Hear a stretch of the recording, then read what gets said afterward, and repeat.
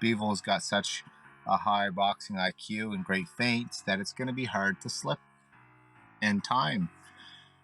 That stuff, especially when he's very good at like being in and out of range with his feet. So Canelo's height was becoming more than what he is, and that's not a shot at Canelo because clearly he's great. Butler, if you watch this, Butler, say something. Hello, ladies and gentlemen, and welcome to episode 24 of the Good People, Bad Intentions podcast. And today, as my guest, I have the professional boxer in the middleweight division, Brandon L-Jack Brewer. This is going to be his second time on the podcast, and this is a first for us. We've not had a guest yet come back on except myself. If you count that, I don't know. I don't really do that. So I'm really excited to have him on because next month, June 23rd, he's going to be at the casino in Montreal, and he's going to be going against Steven Butler.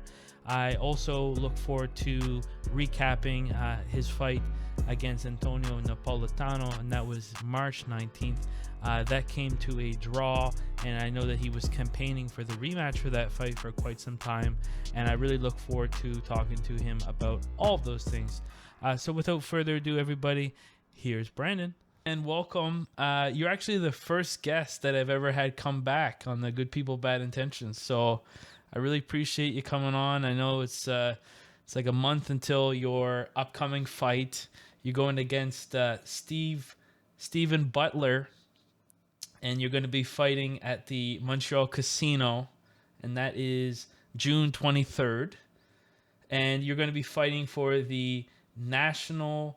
I'm gonna try not to screw up the belt name. NABF. Yeah, the NA. Sorry. Boxing. Yes, the North American Boxing Federation middleweight title. And I thought this was interesting. I was actually reading an article that came out like 2 weeks ago, and I wasn't sure if there was anything more to this, but Ring Magazine, it was talking about Ulysse versus Ars and a couple of the other fights that'll be in this card. And it said this is a rematch. Now, is this kind of like an error, or no? I think there might be a rematch on the card. I think there might be, but it's certainly not Butler and I. Butler and I have never fought. Oh, no. It was like previously it was announced Steven Butler would face Brandon Brewer in a rematch for the vacant NABF middleweight title. So I don't know if that means that because he already has the title and he's fighting for it again, if that's what they mean by the rematch. But I was like, I gotta ask this guy if this is if you guys maybe fought as amateurs or what the deal was with that. No, never. I've never even seen him in person, to be honest. Oh, well, that would be an interesting time. Hey, yeah, and I see your dog in the background. What's your dog's name? Okay, see. Yeah. Samson. Okay, Samson.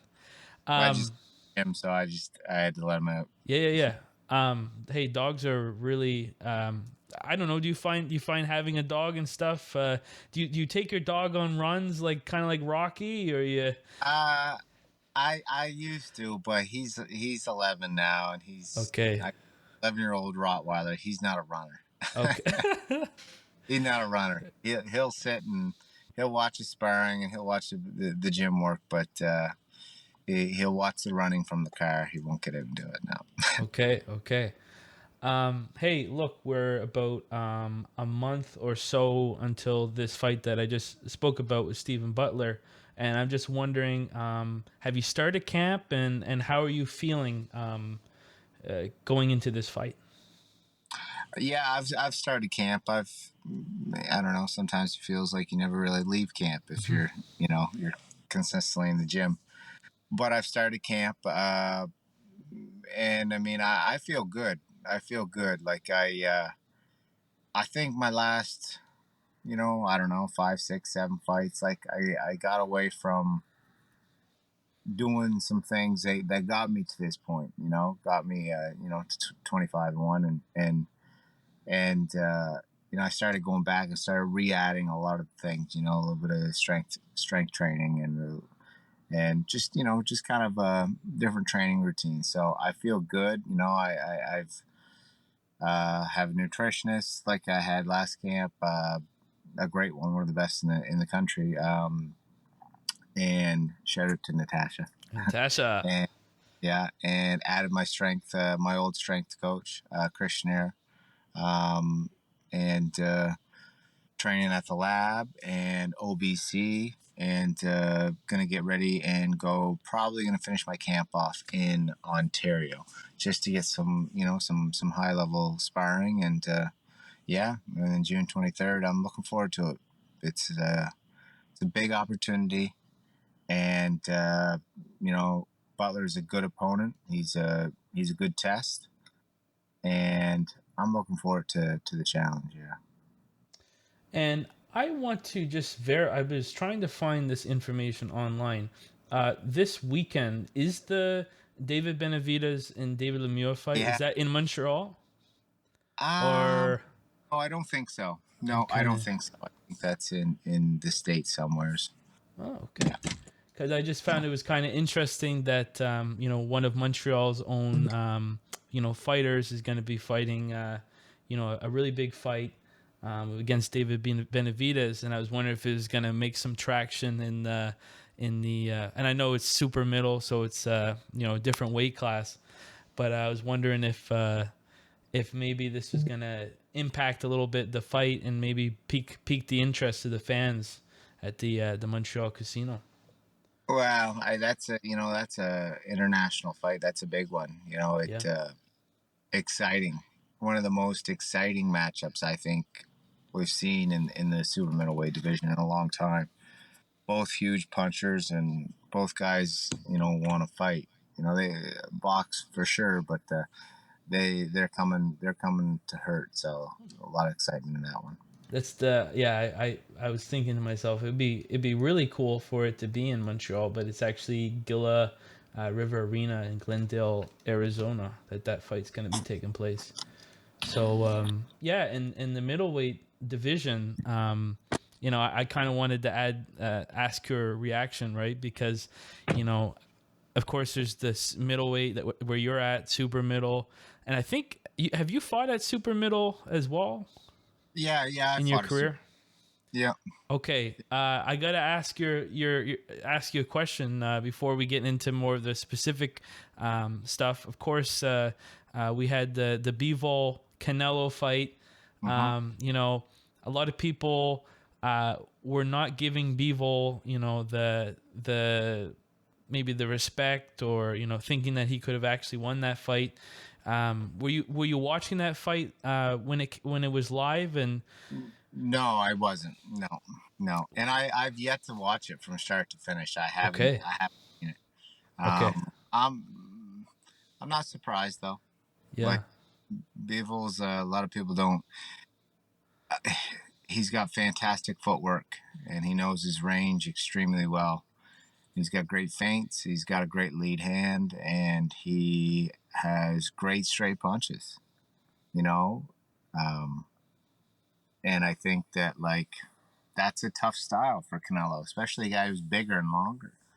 Because Canelo's kind of flat-footed. He is, and Bevel. So I mean, because of that, he needs to be able to, slip punches. If he's not as mobile downstairs, he better be mobile upstairs, so he's not eating the punches. And Bevel's got such a high boxing IQ and great feints that it's going to be hard to slip and time, that stuff, especially when he's very good at being in and out of range with his feet. So I didn't, I thought, I don't want to say, oh yeah, I knew that was going to happen, but I knew it was a far, Canelo's hype was becoming more than what he is. And that's not a shot at Canelo, because, I mean, clearly he's great. Like Saunders, Caleb Plant, and Triple G, like everybody. He was beating on everybody. So, but yeah. And the champion, like the world champion, or at least number one ranked in your division, Gennady Golovkin, did you think Canelo won both of those, or both No, of those fights? no, I don't No. think, I think Canelo lost the first one, and I think Canelo might have won the second one. Okay. You know, and I think Canelo will win third one Okay. fairly handedly. You know, but Yeah, because that might bring some opportunities for your division if Gennady goes up to have this trilogy, and it might yeah, make a lot of interest and opportunities for all the fighters for the there vacant titles. there's a lot of, I mean, like the middleweight to super middleweight division are the they're the most stacked division. Hmm. You know, I feel, Yeah, you know, middleweights have always been. It used to be middleweights and heavyweights that were the most exciting because heavyweights, you know, they're big and they hit hard. Middleweights, they have the speed of the little guys and the power of the big guys. You know, so very, you know, Sugar Ray Leonard. You know, the four, you know, Hearns, Hagler, Leonard, and Duran. I guess you can add Wilfred Benavidez in there. He should be in there too. hmm But you know, so the middleweight. I mean, from 154 to 168, even 175 is exciting. You know, with Joe Smith and Dimitri and Bivol and everybody. All these guys are, instead of cutting weight, they're saying, you know, I don't mind. I'm gonna stay at 168, or I'll even fight the bigger guys at 175 because, you know, Canelo walks around at probably, I don't know, 185, 190. So I don't know if you've ever found this kind of funny, but like we have these weight classes, and like when it comes to fight day, like people aren't really that weight. Like it's maybe a little bit of a magic trick. Um, have it's you are you a fan of like some of the things that people advocate for, like maybe having like same day weigh-ins? Or I know in the UFC there's been a lot of issues with weight cutting, and I know boxing, weight classes have kind of existed for a longer time. But do you like how boxing has all these different divisions? And do you think that there should be maybe some changes to the the weight cutting process? no, I think boxing has it more figured out than MMA. MMA is figuring it out as they added the divisions. People need to understand that, like, fighters are going to cut weight. Doesn't matter if you make it the weigh in the day before or the Hmm. day after. It doesn't matter. Fighters are going to cut weight.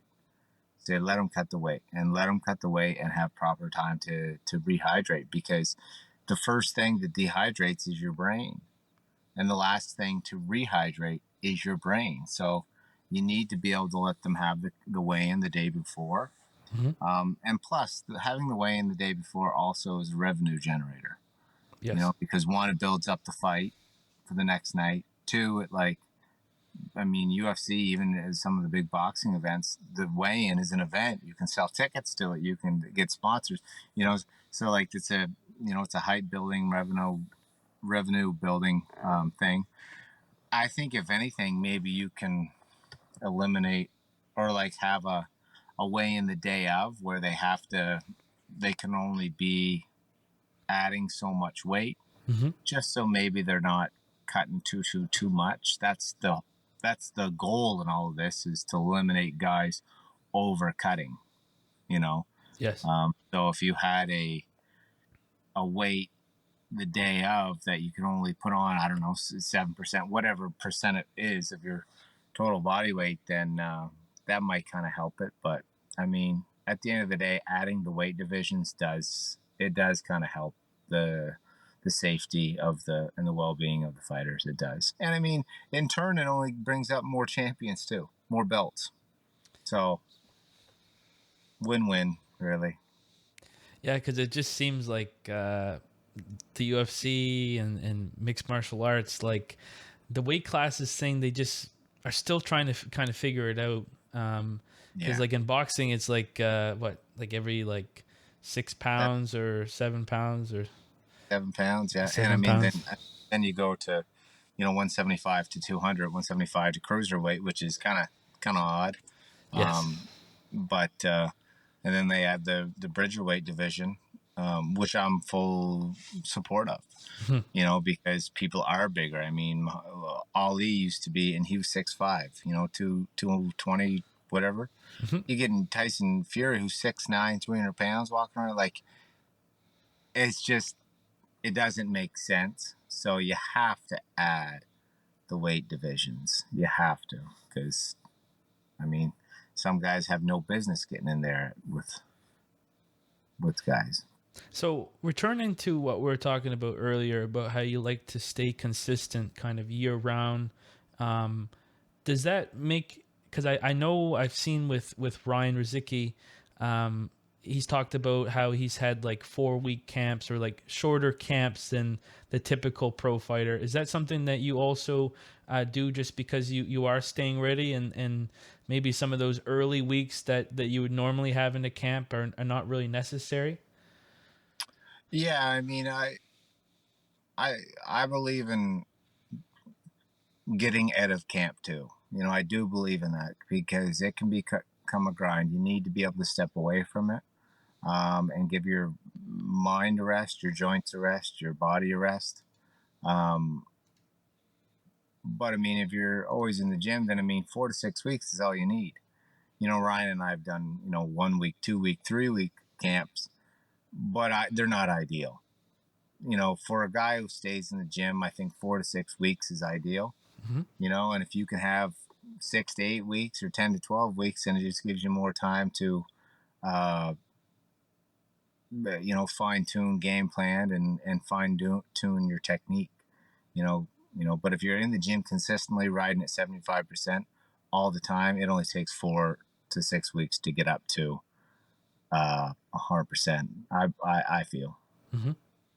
And so with that, your when does your real camp start? Would you like when those 4 weeks start? Is that going to be the 4 weeks leading up to the fight with a week rest? Yeah, I would say my next this week's hard. Don't get me Mm-hmm. wrong. Mm-hmm. Like I'm training twice, 2 to 3 times a day. Wow. I try to take the weekends off, or at least a day and a half. Mm-hmm. I do. Like I try to. Um, but yeah, probably weeks 5 to 3, 5 to 2 are hell. They're, like that's, you're starting to become a little mean. I don't say meaner, but like in the gym you are, Mm-hmm. a little Mm-hmm. more, once you get that 30-day countdown and, things are just starting to kind of dial in and you're in shape at that point and you feel it and you know it. So you test out, you're just, you're putting yourself in the moment, that you have to be come fight time. And, yes, I look forward to that, yeah. So when we last spoke, it was in the lead up for the Antonio Napolitano fight. When we spoke, there was a little bit of a, if I can say this, a little bit of a frustration in the fact that there had been quite a few fights that had been canceled. Of course, like COVID, everything like that. A little bit of a 2 years or so layoff. And I just was wondering, how did you assess that fight? I personally didn't see the fight. I saw some highlights, but I know that it was a hard fought battle and it resulted in a draw. Can you kind of reflect on how you felt with that fight and how you felt with that amount of time that it's been since you had fought? Um, I think that it was a good fight. It was entertaining for the fans. A draw was frustrating. I didn't want to say anything until I watched the fight. Mm-hmm. Just because it's hard to tell, but I do think that I won the fight. Like I thought that 5 rounds to 3, some could score at 6-2, but I don't. I think 5 to 3 is fair. Um, like, but I mean, it's beside the point. I tried for the rematch, hard, uh, Yes. talked a lot of shit. Not gonna lie. Just to try to get him to take the fight, because if you thought you won the fight, then, or whether you think maybe you thought that a draw was fair. I don't know what he thought. I Mm-hmm. think he never he he knows he got a gift. So I mean that's why he didn't want to take the rematch. I called him out because a lot of people were asking me, so I'm like, oh, well, like I want the rematch. One, because I'm a competitor. Two, because I think I won the fight. Three, because I wanted to kind of put in an exclamation mark where there's a question mark. Mm-hmm. And him not wanting to take the fight and him kind of steering clear of it says enough to me. It was kind of a moral victory for me. It is what it is. And yeah, I mean, as like you look at his face after the fight and you look at mine, I didn't have a mark on me. We fought. I think I got out of the ring at like 11:30, maybe 12 o'clock. I was up the next morning at 7 a.m. and drove 15 hours to New Brunswick, and then Wow. slept 6 hours and then went and trained and sparred that night. So like I didn't even feel like I got in a fight. So I mean, if he did hit me, they weren't very hard. So, but it is what it is. Onward and upward, and yeah, I felt good. It was nice to kind of get in the ring after such a long time, and especially with a full venue, because it was the first time in quite a while, and that was fun to be able to give the fans fans a show. So You mentioned the trash talk post fight, and some fighters they call it truth talking, right? You got to have that confidence in your abilities and stuff. And oh, we got some action. hey, drop it, drop it. No worries. Sorry. Yeah. So no. What I thought was really nice is you showed a side of yourself, Brandon, that I don't think a lot of people, unless they're like close to you, really know. Like you're a funny guy. You were like really like on the money. You were kind of in my terms campaigning for your next fight, where as somebody who's not confident in the fact that they thought that they won would not, they would say, oh, I got to take some time off or this or that, but you were wanting part two right away. You wanted the rematch, or you wanted Jesse Wilcox, and I thought you had some really funny names and ways of approaching why they didn't want the fight. And Sorry, yeah, dropped you. no, it's all Sorry. right. It's all right. Yeah, can you kind of describe, because you were can you describe everybody's reaction when you were posting those videos? Were people having fun? Like, because I Yeah, was sending stuff. I was like, this is classic.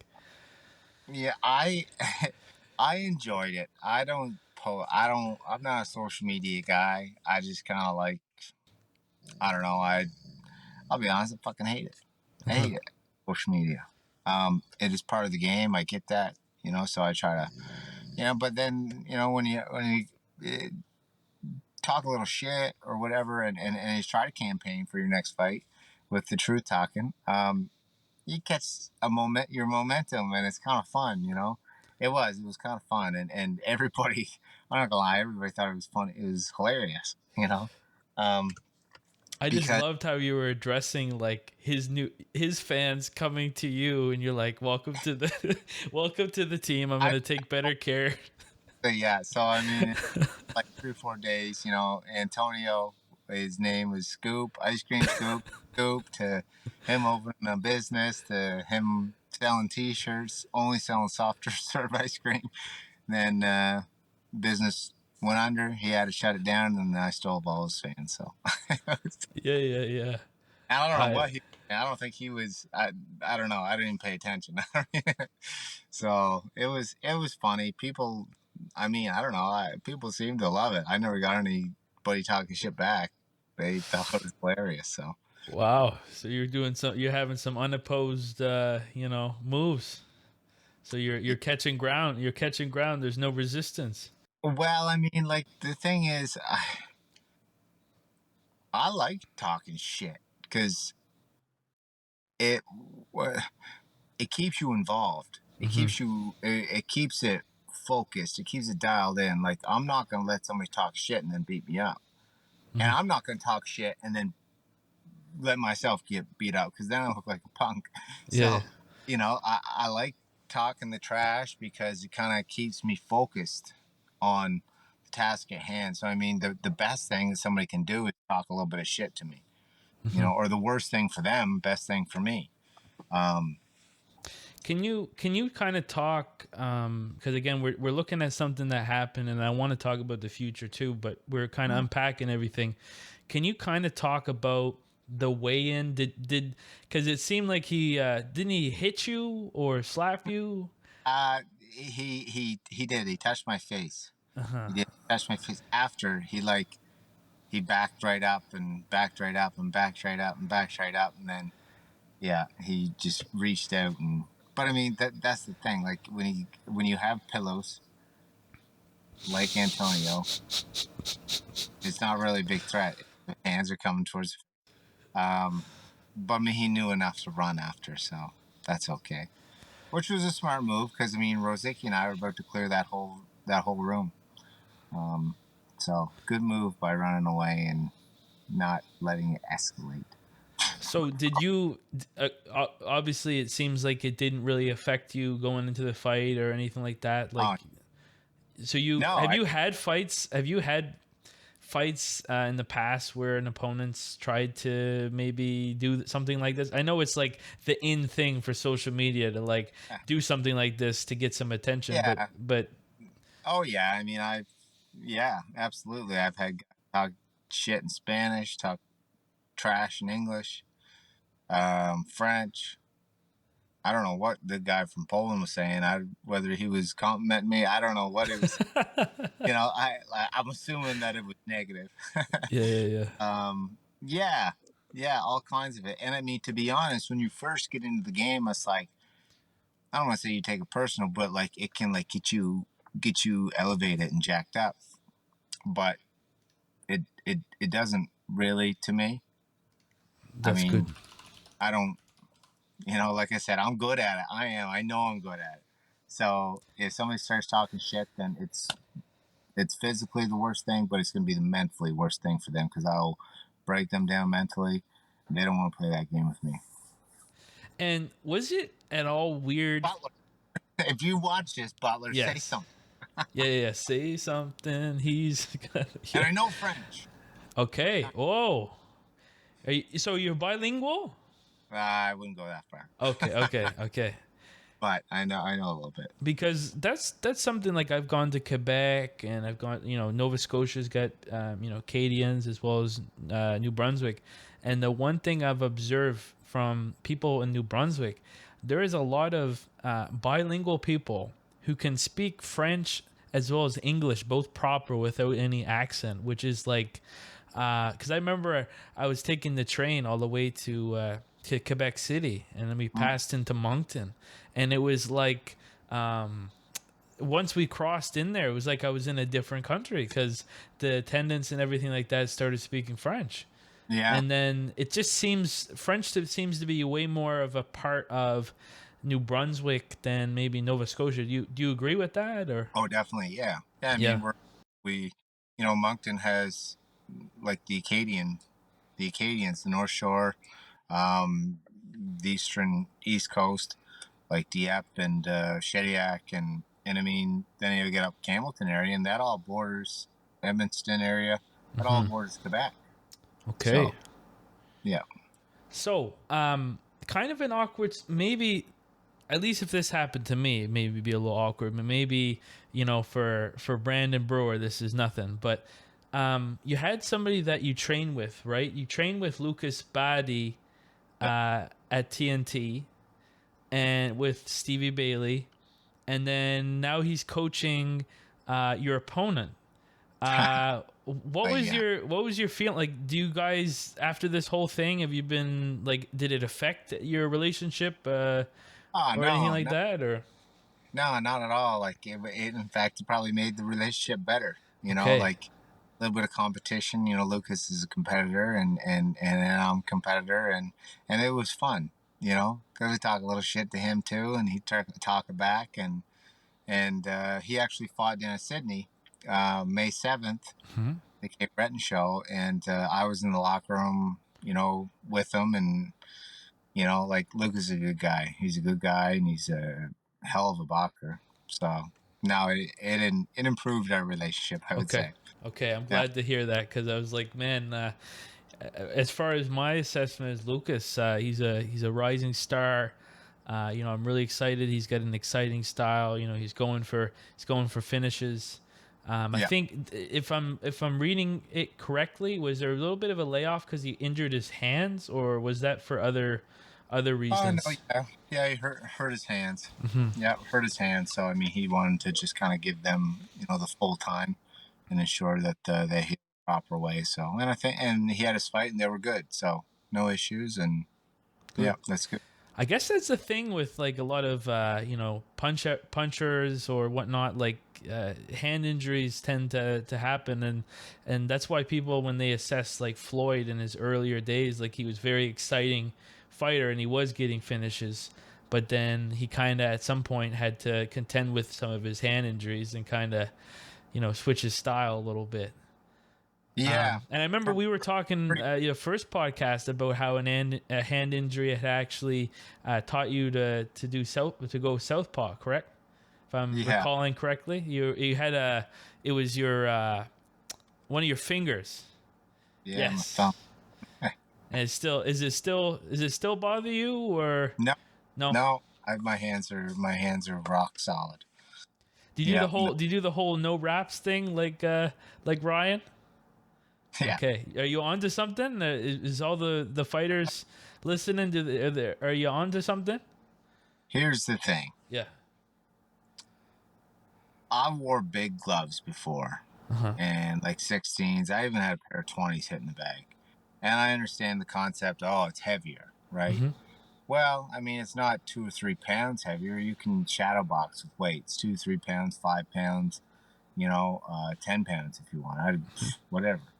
So it's not like you're getting shoulder conditioning from wearing a heavy glove. You can get shoulder conditioning simply by throwing, I mean, even the speed bag or just throwing a shitload of punches, and anyways. And weight wise with shadowboxing with weights in.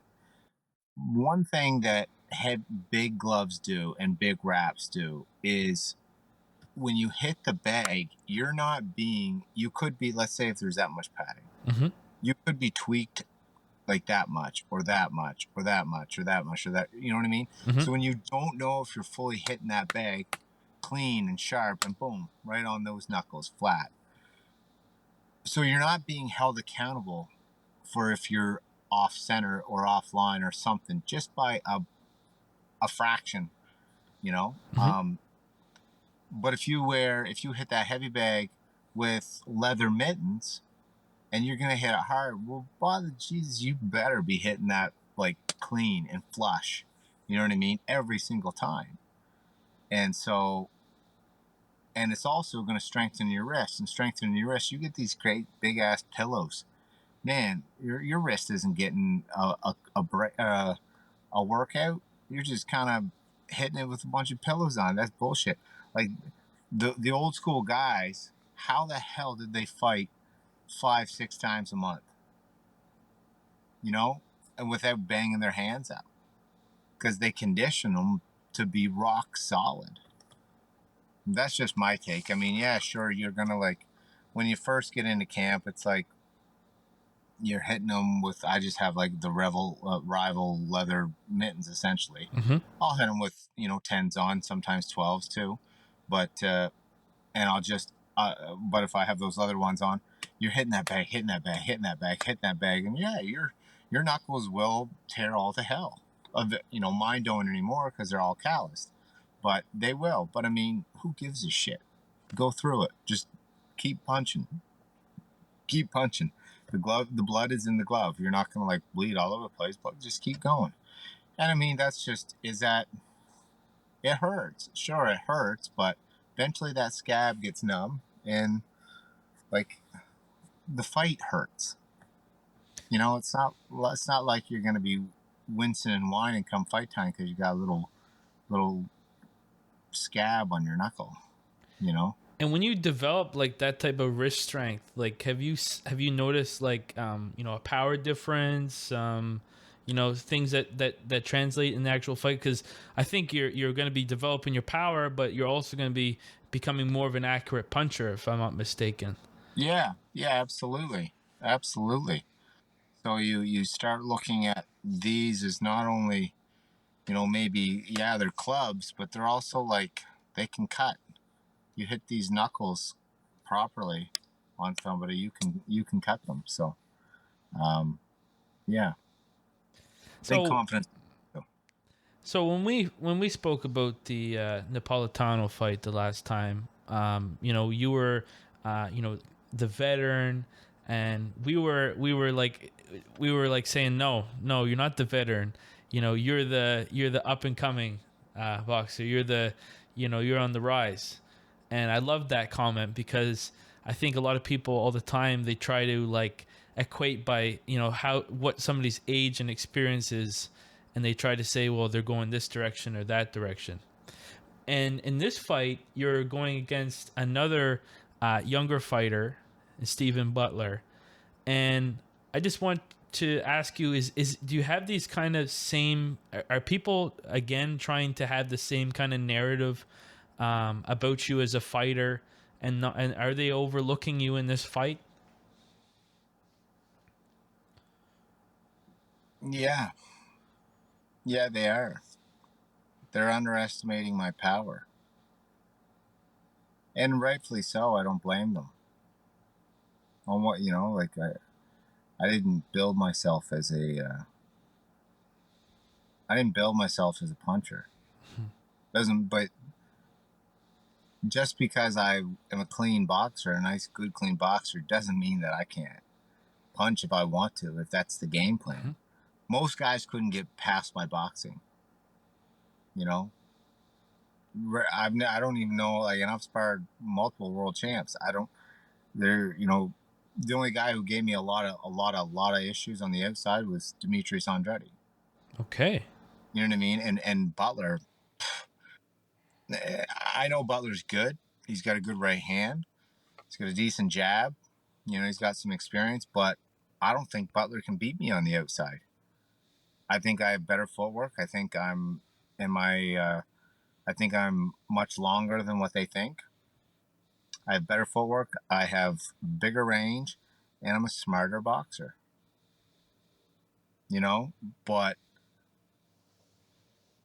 if I can land some heavy stuff on Butler's chin, he's going to sleep, and he knows it. And he's been touched on both sides of that chin, left hooks and right hands. So the button's big, and I'm a bigger puncher than some of the guys who have found that button. So when you get a guy who is a smarter boxer and has good power in both hands, that's a fucking dangerous fight. Bad fight. Bad move. Great move by me. Genius move by me. Because I'm a free agent now.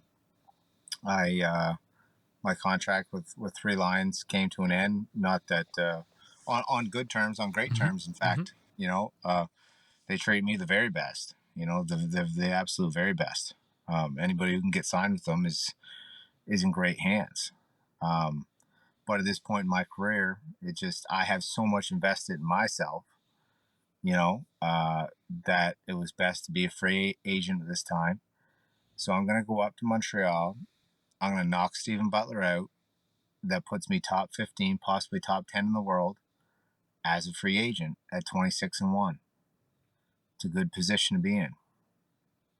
Yeah, You and know, then like we mentioned about the possibility of the division, you're I think there's going to be a little bit of chaos. I mean, we don't know what's going to happen, but it looks like there's going to be a little bit of a chaotic situation in the future, and that they should.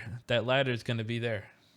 You remember back when they had, and Ward's one who Andre Ward won it against Carl Froch, and And jumpins. I mean, Carl Froch. Who else was in it? Mikkel Kessler, the Super Six or Mm-hmm. Super Eight or Mm-hmm. whatever it was, middleweight division. They should have something like that. They should, because there's so many guys at 168 who are talented. You know, I mean, Canelo, Andrade, Charlos, both of them could fight at 68, 60, 68. I mean, Caleb Plant, Benavidez, David Lemieux, Triple G. Like, man, it's the most stacked division, and that's not even adding some of the Billy Joe Saunders, Liam Smith, like, and probably a bunch even more guys. So I mean, they need to have a tournament or something because there's not enough top level guys at 168 fighting each other, Mm-hmm. and we need to see it happen. You know, we need to see, because people want to see big fights. They want to see big fights, the best of the best at the top, and even in Canada, the best of the best fight in Canada. I mean, look at, hey, I'm the one of the only guys who's fighting top level guys in Canada, Mm-hmm. and I'm going to their backyard and do it. What So What do you think about? Because like I don't know if we touched on this in the first podcast, but I thought this would be an interesting segue. Um, YouTube boxing, celebrity boxing, has been on the rise, and I think it's brought a lot of casual fans or fans that just aren't really that familiar with the history of boxing, and they're just more interested in the celebrity or whoever that's fighting. There was a YouTube one that just happened. I think this last weekend or whatever. yeah, But and Jake Paul has been kind of on the rise with that, and people oftentimes have this idea that he or other fighters are fighting the best opponents that they can when they're climbing the ladder. But with boxing, there tends to be a lot of padding, and padding's like a point that a lot of people bring up about boxing, and like when you get 20 and 30 and a lot of the fighters that you had maybe weren't the best. There was like an A side and a B side. Can you kind of reflect on your views about because you're totally right, you're like one of the only people in Canada that's actually going and fighting better and better guys every time. Can you talk about kind of your opinion about how other people might be doing it? I mean, you don't have to call out names or anything, but like I how know. boxing is. I think uh, it's about staying busy. You know, a lot of these guys stay busy, and I understand they pad their record. They look for develop. I call it developmental Mm-hmm. fights. You know, guy who's not overly dangerous, yet he's got a style that you want to face because you've never seen it before. You Mm-hmm. know, maybe the odds are 60-40 in your advantage. So yes, you're the A side, they're the B side. Um, they all have them. Canelo, I mean, he has them. Floyd had them. Mike Tyson had them. You know, just stay busy fights. So I mean, it's something that I mean every world champion has ever done. You know, it's just stay busy fights. I mean, when you're a world champion, everybody is a stay busy fight for you because you're usually the best.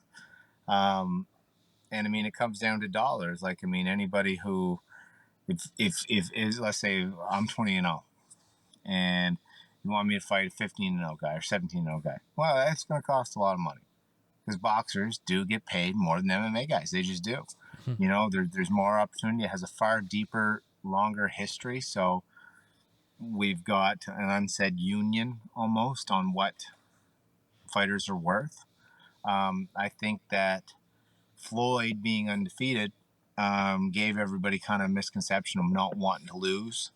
Best thing that ever happened to me was me get a loss in my on my record. I only have the one, but it's nice to kind of get that out of the way. I'd like to get it back, and I probably will someday. But um, it is what it is, and then a lot of guys get nervous about taking that opportunity. But what they don't realize is, and I mean, a lot of maybe they do, but timing is everything. And There's going to be that fight where, yeah, it might be a risky fight or you're going to be the B-side fight, but it's also an opportunity for you to go in and take some lickings, give some lickings, and come out being like, hey, it's not about winning or losing at that point. That's entertainment, and people want to see it. Arturo Gatti, you Mm-hmm. know, Mm-hmm. Ryan Ruzicki, you know, exciting.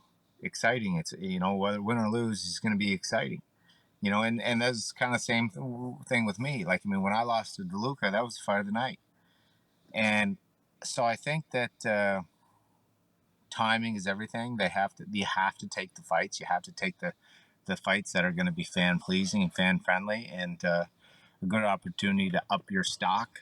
But I think that the whole Floyd era of being undefeated is still lingering a Mm-hmm. little bit, Mm-hmm. and making guys not want to take that fight because they're either worried about losing their O, or they're worried about, like, let's say for example, all the guys at the 168, nobody wants to fight each other because nobody wants to lose because they want to be next in line to fight Canelo. So it comes down to risk. You got it. I mean, this is a game of risks. So sometimes if you say, screw it, I'm going to take the fight that's challenging, that could be the thing that changed your career. So don't be afraid to take it. I just wanted, because I know we're getting close to time, but I know that you have, like we talked in the first episode, that you have a gym, a co-owner of the Coach Lab. We Yep. talked about the fact that there was an app that you can very easily get some coaching, do some exercises with instructionals. Some of the instructionals, yours truly is Yes. yes. I just wondering if there's any more developments going on with your gym. Anything that's maybe not related to the fight that you might want to mention and bring up. At this point, no. Like it's Coach Lab, or the Lab Integrated Training facility. It's basically same thing that what it was. It's not my main focus at this point. My main focus is what I'm doing in the lab as far as an athlete. Yes. But it's still good. It's progressing, and people are really seeing big time results. I'm seeing big results from it. I mean, I fought March 19th, I think, and June 23rd. So, so I don't know, 12 weeks apart or something like that. I'm not sure. But you'll see big changes in even my physique come way in time. And it's all due to the lab and all these new little adjustments that I did with my training. So Butler's in trouble. Yeah, and I'm just curious because I mentioned off recording that I met Steph Boyd at Mm. the gym yesterday, and I seen that she's been posting sometimes when she's training at the gym. Do you have like a stable of fighters that are going to the Coach Lab? Getting training. Is there like a boxing program there, or are they just doing that for Um, their S&C? Basically doing it for their SNC. We don't have a boxing program there yet. Some of the workouts do include boxing. Mm-hmm. So yes, there's tutorials and some workouts in the programming. However, there's no class or anything yet. After this fight, I think we're going to look into maybe having boxing seminars or boot camps of some form. But there'll be some form of growth at Coach Lab. After as soon as the fight's done. Yeah. Awesome. Well, Yeah. I really look forward to your fight next month. You're Thank you. always a rising prospect in my mind, and That's right. yes, Just I love the confidence. You were talking to me, you were staring at me right, you were staring through my soul. You were showing that you believe what you're saying. I love again that you were talking about how you tried to get the rematch right away. You were really putting your efforts there. You were showing to everybody, the kind of fighter that you are, which is, you want to, if something like that happens, you want to correct it. I'm hoping you maybe in the future get that opportunity, because I know with your other draw that you had corrected it in the rematch. So I'm hoping that you can get a rematch maybe sometime in the future. Maybe he gets some more fights, and it's the pot gets a little sweetened. Hmm. But yeah, I really appreciate you coming on, being generous with your time. Um, Yeah, yeah, thanks for having me. I appreciate it, man. You're always such a great host. So I don't mind coming back on. It's a pleasure. So I appreciate it. Thank you. thanks for the kind words as always, and take care. We'll talk soon. Take care, man. And I hope you enjoyed this episode of the podcast. I certainly did. We talked a lot about some current boxing events that had happened, such as the Dimitri Bivol Canelo Alvarez fight. We obviously talked about the upcoming David Benavidez David Lemieux fight this Saturday. We also talked about his upcoming fight, talked about the truth talking, so to speak, of his last fight when he was trying to campaign for the rematch. Talked about the draw. Talked about how he had his teammate coaching his opponent, and how that brought their relationship together. We talked a lot about a lot of great things, so I really appreciated having Brandon come back on. He's always a fun guest to have.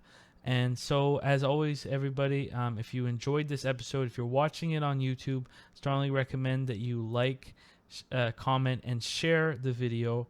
As well as if you were listening to it on your preferred podcast platform, I strongly recommend subscribing to it on there, leaving a rating, honest rating. You don't have to give it 5 stars if you didn't like it.